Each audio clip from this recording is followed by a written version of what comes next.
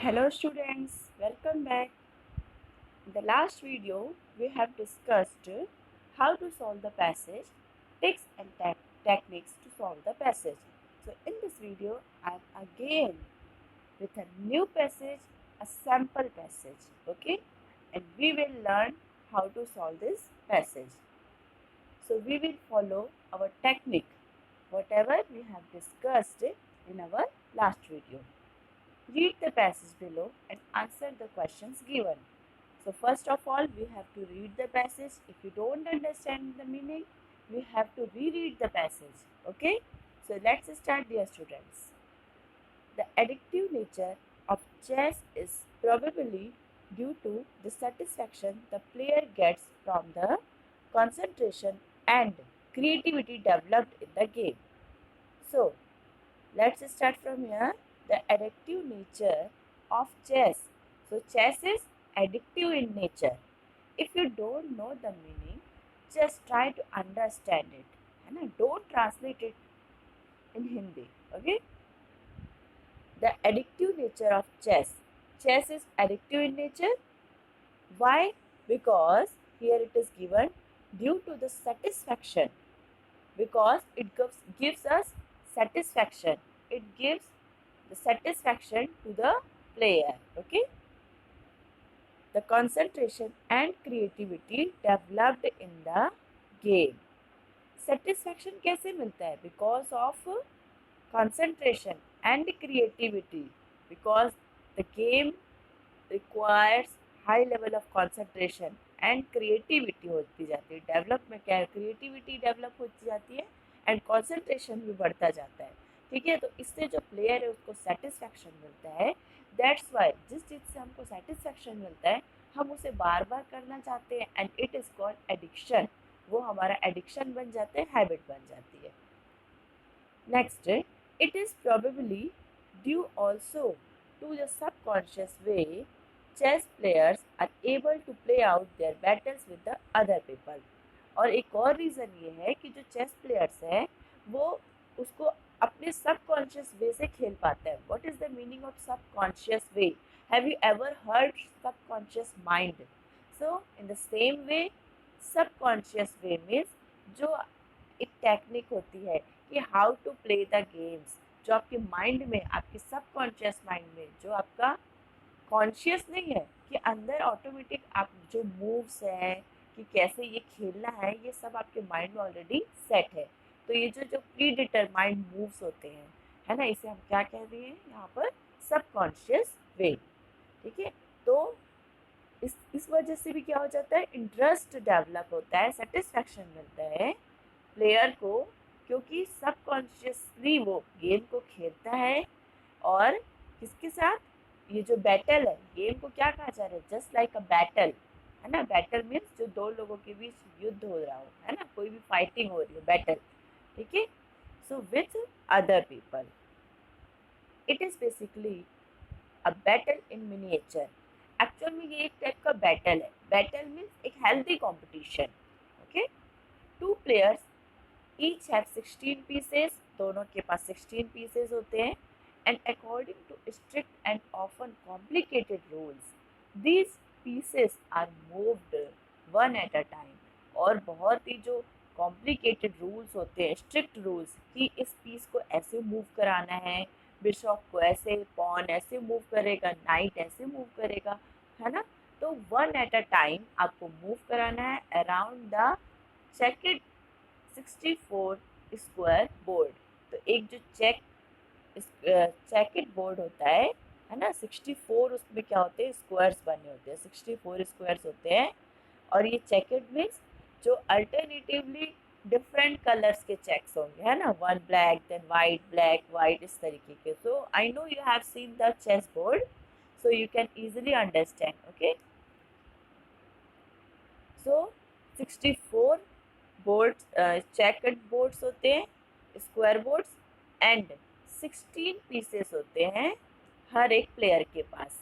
और वो जो पीसेस होते हैं उनमें क्या क्या होता है? King, queen, bishop, knight, pawn, है ना. आपके 16 तो पॉन्स ही होते हैं. ठीक है, 16 में से 8 एक प्लेयर के पास होते हैं 8 पॉन्स जिसको आप सोल्जर्स बोलते हैं, और 8 पॉन्स दूसरे प्लेयर के पास। और पॉन्स एक ऐसी चीज होती है जिसको जब भी आपको अपने जो स्ट्रॉन्ग प्लेयर है, स्ट्रॉन्ग पीस है, उसको आपको सेव करना होता है, तो आप सबसे पहले किसको देखते हैं? आप सोचते हैं कि पॉन चले जाए, बट मेरा जो बिशप है, मेरा नाइट है, ये सब क्या रहे मेरे पास, सेव रहे। The aim is to capture the opponent's most important piece, the king, before he takes yours. Okay?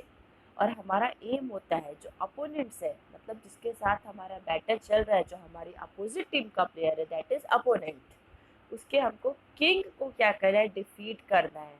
ठीक है, इसके पहले कि वो हमारे किंग को हिट करे, हमें उसे हिट करना है। So it is our aim. As expected from a battle the piece have political and military significance. जैसे कि एक बैटल में, है ना, मिलिट्री टीम में हर किसी जो प्लेयर होता है, हर कोई फाइटर का एक इम्पोर्टेंस होता है, वैसे ही यहाँ पर भी क्या होता है, एक जो गेम होता है चेस का गेम, उसमें सारे जो पीसेस है उनका पॉलिटिकल एंड मिलिट्री सिग्निफिकेंस होता है। ठीक है, जैसे कि बिशप की, आपके जो नाइट है, हॉर्स, सबकी अलग अलग वैल्यू होती है, सबके अलग अलग पॉइंट्स होते हैं। There is the king, a magnificent figure who usually stage at home. ठीक है, अब किंग को डिस्क्राइब किया गया है। एक किंग होता है जो मोस्ट सिग्निफिकेंट फिगर होता है, ठीक है, and who usually stage at home, और वो कहाँ रहता है, अपने घर पे। मतलब किंग कैसे होता है, सबसे पहले किंग को तो हम इतनी इजीली मूव नहीं करते हैं। किंग यहाँ पर अपने प्लेस पे क्या होता है, कॉन्स्टेंटली बैठा हुआ होता है। Okay, and his queen, now queen, so queen is the most aggressive here. Okay, and his queen the most aggressive piece on the board. देखिए, किंग को कहा जा रहा है मैग्निफिसेंट फिगर, जिसकी बहुत ही ज्यादा इंपॉर्टेंस होता है, वैल्यू होती है, सबसे बड़ा piece.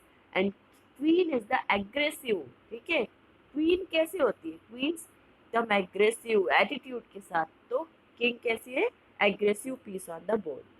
They are surrounded at the start by a court of bishops or advisors. Okay, so वो किससे किससे सराउंड होते हैं, आपके जो सेंटर होता है ना, यहाँ पर किंग एंड क्वीन, और इसके साइड में सराउंड किससे होते हैं ये, यहाँ तो सारे पॉन्स होते हैं आपके सोल्जर्स, फ्रंट वाली रो पे 8 पॉन्स है ना, एक टीम के पास।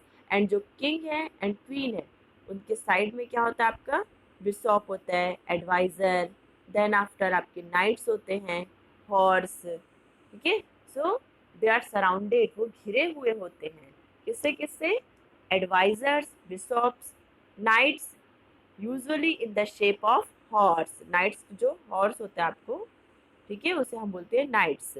The animal, the fighting knight rides. Okay, जो फाइटिंग नाइट राइडर्स होते हैं ना, उसी की तरह क्या होता है, आपका नाइट्स होता है। And rooks, the solid powerful Castle's. Okay, rooks means जो एलिफेंट होता है आपका, सॉलिड पावरफुल, उसे रूक्स कहते हैं।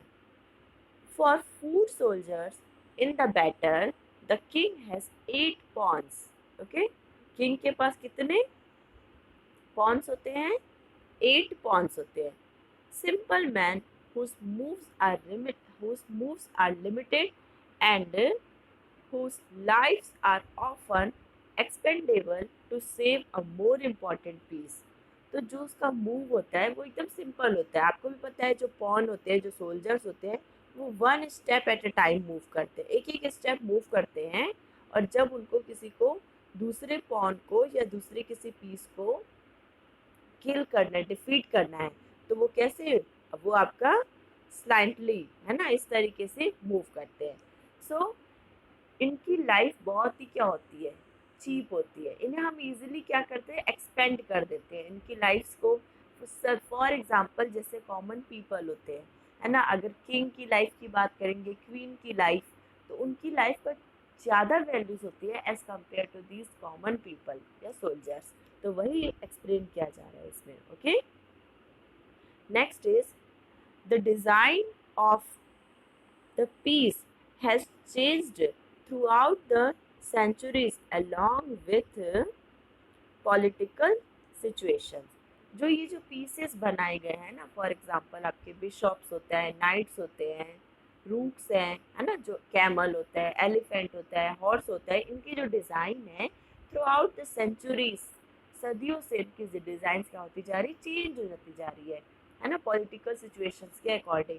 आपने चेस में देखा होगा जब परचेस किए होंगे कि अलग अलग शेप होते हैं, कभी कभी वैसे तो आजकल के ऑलमोस्ट सेम शेप में ही दिखते हैं कि हॉर्स आपको अलग से पता ही चल जाएगा ये हॉर्स है, बट आप एंशियंट टाइम्स की बात करेंगे तो ये जो पीसेस के डिज़ाइन होते थे वो डिफरेंट होते थे, और आजकल ये क्या होते जा रहे हैं, टाइम बाय टाइम चेंज होते जा रहे हैं। Modern day chessmen are simple standardised designs. जो आजकल के जो चेसमैन है वो एकदम सिंपल स्टैंडर्डाइज्ड डिज़ाइंस के होते हैं। एक स्टैंडर्ड या डिज़ाइन चूज कर लिया गया है कि हॉर्स ऐसे बनेगा, रूक्स ऐसे होगा, बिशॉप ऐसे होगा, आपका नाइट्स ऐसे होंगे, पॉन ऐसे बनाए जाएंगे, and it's is simple to identify, और हम उसे इजीली आइडेंटिफाई कर लेते हैं।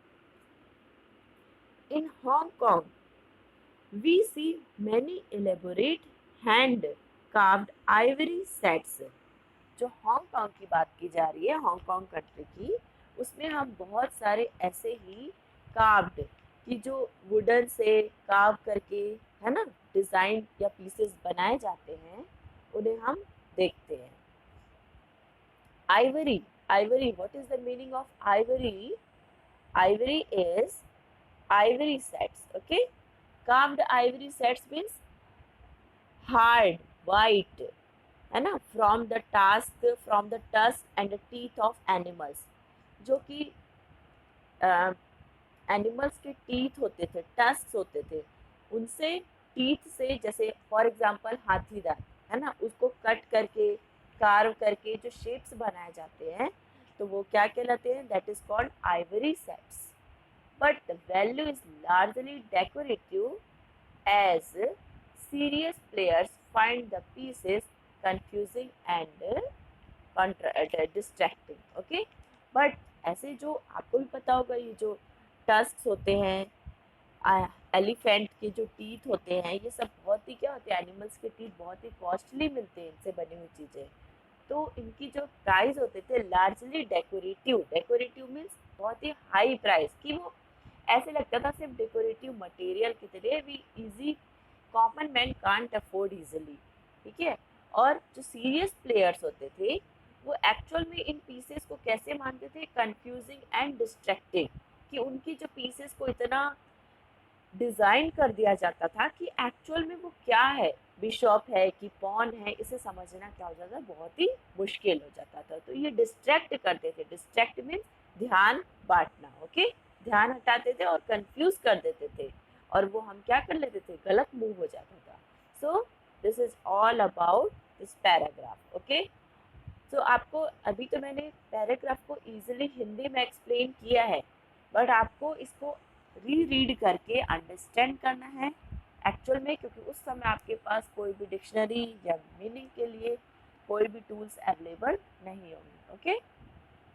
सो now we have to discuss the question answers from the passage, okay. Choose the correct alternative to complete the following sentences. A, in line 1, addictive nature of chess tells us that in the writer's opinion, जो chess का addictive nature है वो क्या कहता है, writer की opinion क्या है चेस के एडिक्टिव नेचर के बारे में। First is chess is a very satisfying game, ठीक है। Second is chess player need great concentration. अब देखिए इसमें आपको सारे सही लगने लग जाएंगे। चेस बहुत ही सेटिस्फाइड गेम है, ठीक है। Chess players need great concentration, ये भी है, ठीक है, ये हमने पढ़ा है पैसेज में। Chess is a very natural game, ऐसा तो हमने नहीं देखा है, ठीक है। Chess players find it difficult to give the game up. Chess player बहुत मुश्किल हो जाता है कि वो गेम को छोड़ दे, है ना, क्योंकि क्या है, एडिक्टिव गेम है। एडिक्टिव मीन्स जिसकी हमको हैबिट हो जाती है। तो एक्चुअल में तो ये आंसर हमें क्या लग रहा है, अप्रोप्रिएट, ठीक है, कि हम एडिक्टिव की मीनिंग ही पता चल गई कि हम उसे इजीली गिव अप नहीं कर पाते। Chess players develop certain important mental powers, ये भी करेक्ट है कि चेस प्लेयर्स डेवलप करते हैं, है ना, सर्टेन इम्पॉर्टेंट मेंटल पावर्स। और वो मेंटल पावर्स हमने देखे थे, क्या था, development of creativity and concentration. So आपको कैसे करते जाना है, फर्स्ट लाइन में एडिक्टिव का मतलब क्या है, तो आपको मिला सेटिस्फाइंग गेम भी है, कॉन्सेंट्रेशन की भी जरूरत होती है, और लास्ट है जो फिफ्थ ऑप्शन है वो भी करेक्ट लग रहा है। बट एडिक्शन की मीनिंग अपने ओवरऑल अगर पैसेज से मीनिंग निकालने की कोशिश करेंगे उस पैराग्राफ से, तो addictive means you can't give up the game, आप गेम को इजिली गिव अप नहीं कर सकते। So your fourth option is correct. Getting कि आपको कैसे मीनिंग फाइंड आउट करनी है। In the first paragraph, the writer says that chess players, first paragraph में राइटर कह रहे हैं कि जो चेस प्लेयर्स होते हैं, अब हमें ऑप्शंस रीड करने हैं, play chess in their sleep, okay wrong है, play chess in their sleep not possible, are aggressive people no, often go to law no, play chess instead of quarreling with other people। तो आपको in the first paragraph the writer says that chess players, first paragraph में writer कह रहे हैं कि जो chess players हैं उन्हें क्या होना चाहिए, वो क्या करते हैं, चेस खेलते हैं instead of quarrelling with other people, other people से क्वारल करने के बजाय, झगड़ने के बजाय वो क्या करते हैं, चेस खेलते हैं, because chess is like a battle, ठीक है, क्योंकि चेस किस तरीके से होता है, just like a battle. Okay, now the addictive nature of chess is probably due to the satisfaction the player gets from the concentration and creativity developed in the game। तो इसको आपको फर्स्ट लाइन से ये भी लग रहा होगा कि इससे हमें क्या मिलता है, satisfaction. So no problem if you tick the answer satisfaction, it's also correct, but the meaning जो ओवरऑल मीनिंग निकल रही है पैराग्राफ से वो ये है कि एडिक्टिव इसलिए ही होता है because we can't give up the game. Okay, and इसमें भी हम ये भी देखे हैं कि it is like a battle, chess क्या होता है, बैटल की तरह होता है, तो हमें आपस में क्वारल करने के बजाय instead of quarrelling we need to play the game, हमें गेम को क्या करना चाहिए, प्ले करना चाहिए। Okay, so first and second question clear to all of you. Okay, of the following phrases the one nearest in meaning to miniature is, okay, अब following passage में phrase में of the following phrases the one nearest in meaning in to in miniature is, ठीक है, आपको ऐसा phrase choose करना है, phrase is group of words, okay, आपको ऐसा ग्रुप ऑफ वर्ड चूज करना है, वर्ड्स जिसकी मीनिंग होनी चाहिए इन मिनिएचर, एंड मिनिएचर की मीनिंग मैंने आपको बताई थी, अ काइंड ऑफ बैटल, एक टाइप का क्या होना चाहिए, बैटल होना चाहिए, युद्ध होना चाहिए। Okay, so on a battle field, first option is on a battle field, on a board, on a small scale, of a model kind, without weapons। okay, so miniature मैंने आपको बताया था, मिनी a small kind, ठीक है, miniature means on a small scale, ठीक है, जो चीज़ अगर स्मॉल स्केल में हो रही हो तो हम उसे क्या कहेंगे, मिनिएचर। अब यहाँ पर ये मिनिएचर किसके रेस्पेक्ट में यूज हुआ है, बैटल के रेस्पेक्ट में, कि बैटल किस टाइप का है, स्मॉल टाइप का बैटल है, स्मॉल स्केल पे, क्योंकि टू पर्सन्स, टू प्लेयर्स के बीच में बैटल हो रहा है। So got the meaning of miniature, yes, D, the chess piece which does most of the attack is, ऐसा चेस पीस जो मोस्ट ऑफ द अटैक करता है। तो आपको भी पता होगा कि किंग, किंग हमेशा एक ही स्टेप चलता है, first option, second is queen. So do you know about queen, if you have played the chess then you definitely know what the queen works. Okay, जो क्वीन क्या करती है, किसी भी डायरेक्शन में और लॉन्ग लॉन्ग मूव लेती है। ओके, वो स्ट्रेट भी चलती है, आपका लॉन्गिट्यूडनल, डायगोनल, ठीक है, किसी भी डायरेक्शन में, एंड लॉन्ग मूव कौन लेता है, तो सबसे ज़्यादा मोस्ट अटैक कौन करता है सबसे ज़्यादा, द क्वीन। तो ये आपको तभी पता होगा अगर आप चेस के बारे में जानते होंगे, बिकॉज ये इस पैराग्राफ में नहीं गिवन है। Next, E, okay, the writers refers to pawns as simple men because writer ने पॉन्स जो होते थे, है ना, मैंने बताया थे पॉन्स जो सोल्जर होते हैं, ठीक है, 8 आपकी जो सोल्जर्स बने होते हैं, यहाँ आपके मेन रहते हैं, द मेन पीसेस यहाँ होते हैं, एंड उसके फ्रंट वाली रो में कौन से होते हैं आपके सारे पॉन्स, 8 पॉन्स होते हैं।